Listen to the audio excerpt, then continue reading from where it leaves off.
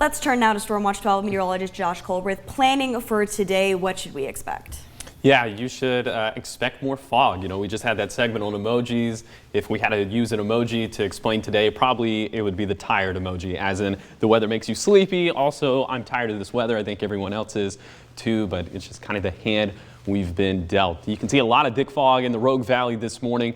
You can see all the moisture on the pavement. That's not rain. That's what the fog is composed of. It's all the mist. It's setting down on the road. So that does make the roadways a little bit slick. So just be mindful of that in addition to the reduced visibility this morning. 41 degrees right now in Medford. Speaking of that reduced visibility, it's down to exactly a statute mile in Medford. And it's a pretty chilly start this morning in addition to that, especially on the east side. Look at that, Lakeview, 19 degrees, 28 degrees down in Montague. A little bit more modest temperatures in our west side valleys of Jackson County, 41 degrees there in Medford and 45 degrees in Brookings. Just another reminder, I'm really going to hound you with this graphic and with some of the other graphics, reminding you about the air stagnation advisory in effect until 7 a.m. Monday. Goes for the west side valleys, goes for the east side valleys.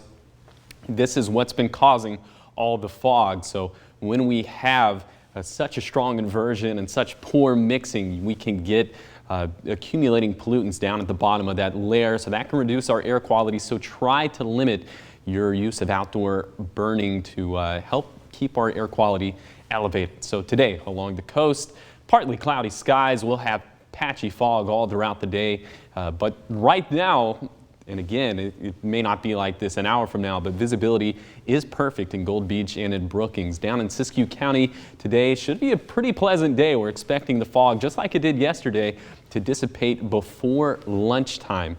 And the skies will be a little bit cloudier today, but again, those temperatures are going to find their way back into the 50s and 60s, just like in the Klamath Basin, where we'll be at 60 degrees in Silver Lake, 62 degrees in Paisley, up in the mountains.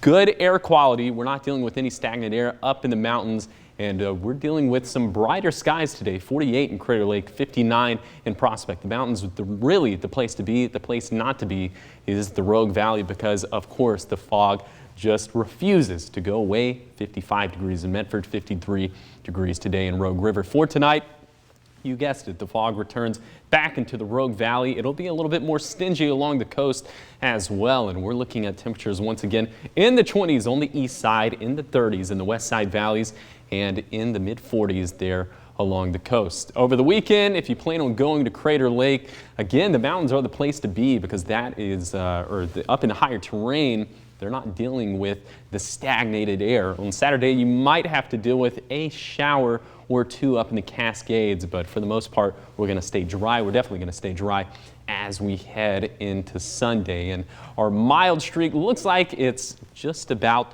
running out of time as our temperatures are going to slide, especially as we head into Sunday, as we have a dry cold front moving through on Saturday, and then our temperatures really dip below average as we get some more systems moving through the area towards next week. So here's your full 7-day forecast along the coast.